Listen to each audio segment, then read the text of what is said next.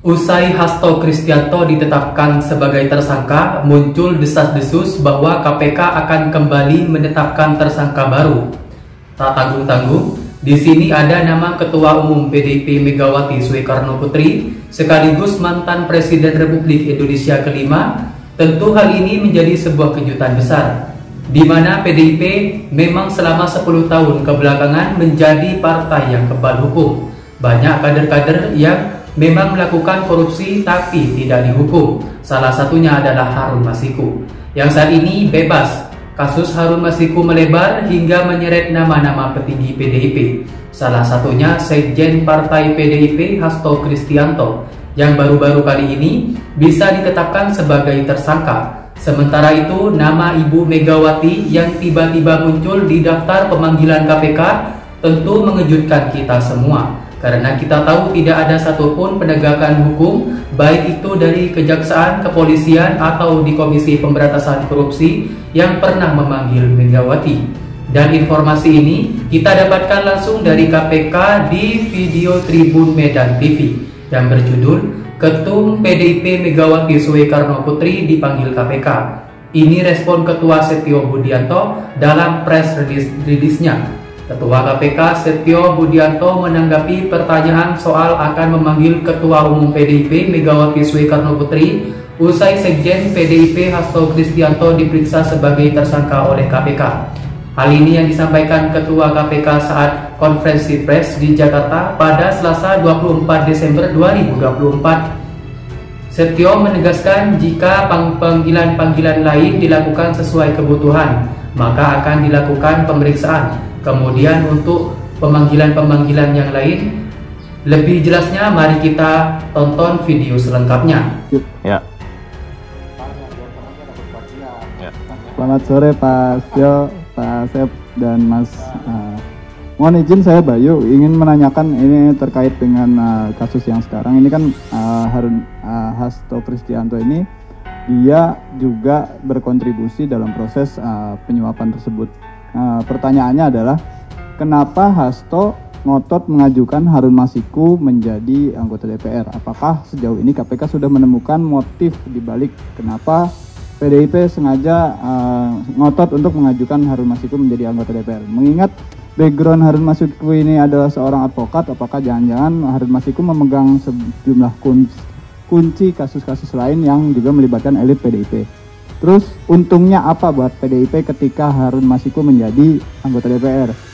Terus yang terakhir terkait dengan pemeriksaan selanjutnya, apakah KPK akan memanggil para pihak terkait hingga sekelas elit termasuk Ketua Umum PDIP terkait kasus ini? Terima kasih. Oke, dari mana? Itu pakai topik.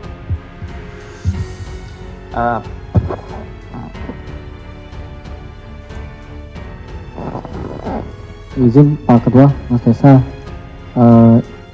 tadi kan kalau nggak salah sempat disebutkan siapa dari mana? Oh ya, Fadil dari Detikom.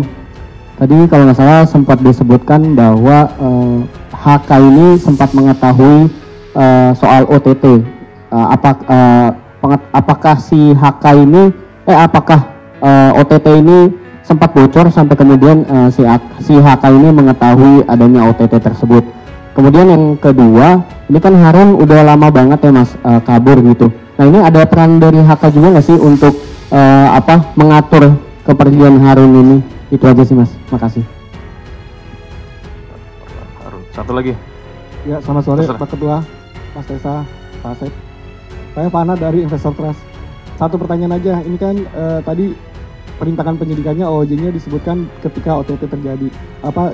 Setelah OTT terjadi. Nah, sementara Harun Masiku diketahui kan sudah buron selama 5 tahun. Apakah juga Hasto ikut terlibat dalam menghilangnya Harun Masiku selama ini? Terima kasih. Sama ya sama yang ini ya. Bersama. Oke, 3 dulu ya. Silakan. Oke. Iya baik, Mas Bayu terima kasih, pertanyaannya luar biasa. Tapi mohon maaf nih, itu sudah masuk materi pemeriksaan gitu ya. Jadi ya nanti akan didalami, meskipun penyidik sudah memiliki informasi tentang itu, tapi karena sekali lagi itu sudah materi dalam penyidikan, mungkin ya kami mohon maaf tidak menyampaikan tentang hal-hal tersebut ya. Kemudian untuk panggilan-panggilan yang lain ya tentunya nanti penyidik sesuai dengan kebutuhan gitu ya. Tidak memaksakan tapi juga tidak menghantarkan, pastinya mana yang dibutuhkan itulah yang akan dilakukan pemeriksaan-pemeriksaan.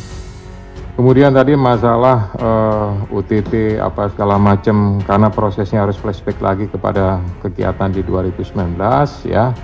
Nanti semuanya akan kita coba telusuri kembali gitu, hal-hal apa yang berkaitan, apakah ada informasi ataukah ini mungkin dugaan-dugaan atau mungkin mereka hanya dapat selentingan saja. Nah ini kan mungkin dari pihak sana menyampaikan seperti itu, tapi ya nanti mungkin yang bersangkutan sendiri seperti apa, kira-kira begitu ya. Kemudian sama tadi pertanyaannya gitu, nanti mungkin Pak Dir lah silakan untuk memberikan secara teknis jawabannya.